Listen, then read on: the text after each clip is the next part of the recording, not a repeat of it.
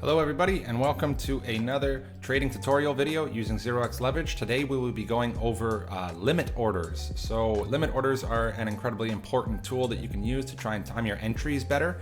And in this particular tutorial, we will be going over pasting your contract address into the bot, selecting your parameters, setting your limit or putting your limit, and editing that limit price. So let's just jump right into it. So currently we have a token here that had a sea of red.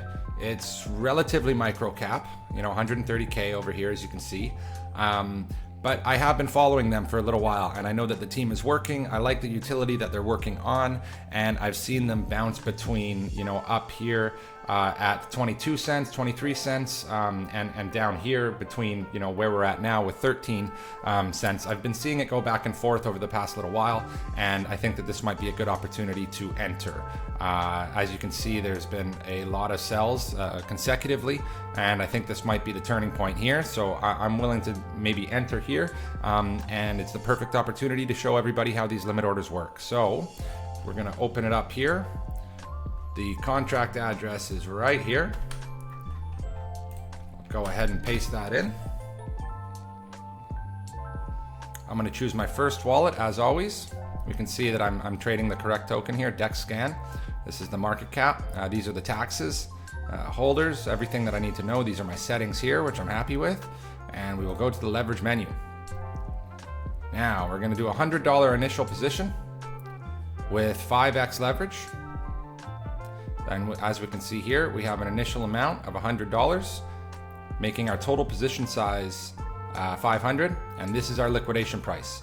So roughly about 2 cents down from where we're at right here. And I'm happy with that. And as we can see, gas on Ethereum is a little bit more expensive, but these are the benefits of leverage. Is once you offset that gas fee, you're gonna have a lot more funds to play with using leverage, and in turn increase your potential for returns, but at the same time increasing the actual risk of me losing this 100. What we need to understand with leverage is if this gets liquidated, I no longer have my DexScan tokens, or any token that for that matter, but I do not need to be risking the additional $400 that is being borrowed here. That is what leverage is all about. So here's what I'm gonna do. I'm gonna open up my limit order, and it prompts me here to enter the token price that I would like to enter at. So that is going to be, for sake of this video, I'm going to set it at the current price of the token. So we can go, in fact, I'll go above it. And what that will do is, as soon as there is one transaction on this chart, once my limit order is set, it will trigger that because it is in fact higher than the price that it is. So the transaction will go through as soon as a transaction takes place here. So we set it above, and it will tell you limit order set at 14 cents. If you want to edit that actual check limit, which we'll show you how to do, it is check limit. So please choose an action. Right here, I'm going to confirm.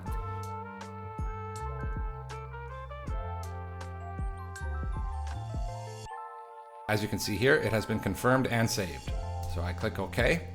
And as soon as a transaction comes through on this chart, our limit order will actually get triggered. Now, the reason why it pre-funds is because we want to be able to trigger that limit order as fast as possible.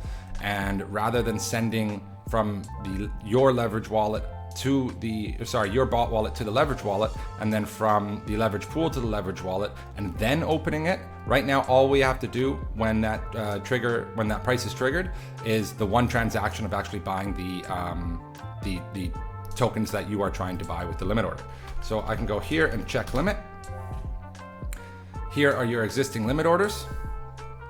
Click on that, and you can see I can either edit or cancel. As you saw before, that was the contract address to the actual asset that I wanted to trade.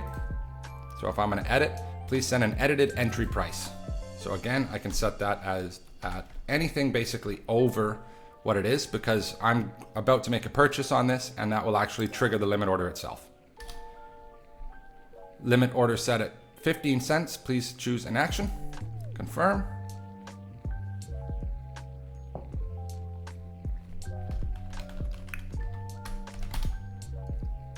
And here is our existing limit order. So we can see this contract address here. If we go up, we can check it. It's the same, 3179. So now that I have my existing limit order in play, when this is triggered, it will purchase at the price, the best possible price for you. So here we go. We can see there's been nothing purchased since I set the limit order. And if I go ahead and actually make a purchase on this, then we will be able to actually see that limit order come through.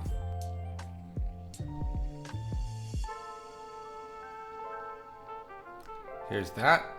That was the buy that I just made. And we should be seeing our limit order triggered.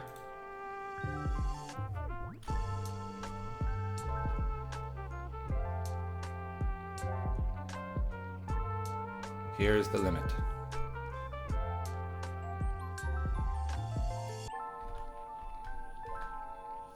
There we go. Limit order has been triggered. So now if I am to check my actual check limit, no existing limit orders because it came through already. And if I am to go track all, I can look at deck scan.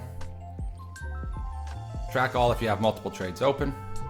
But for this particular one, we can see that it's gone through.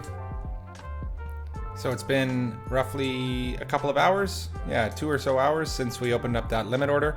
And we can see that we've had a number of buys come in after our actual purchase here. This was our initial purchase to trigger the actual limit order.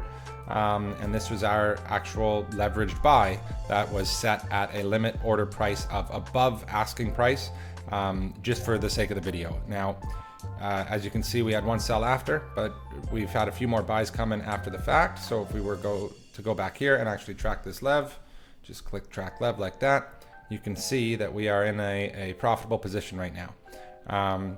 One thing to keep in mind is you need to factor in the amount of gas that you've paid for these trades in order for it to be actually profitable by the time that you close. So profit 46 right now, that is the actual trade profit. However, it's not factoring in the fees that it costs to actually open the trade. So when you are doing these calculations to figure out where you're at in terms of profit and loss, make sure to keep that in mind. I'm gonna keep this one open and keep it running because, like I said, I like where this is going, and I'd like to be able to see how far this can go. And if we get back to all-time highs, then I'm looking at a profitable trade.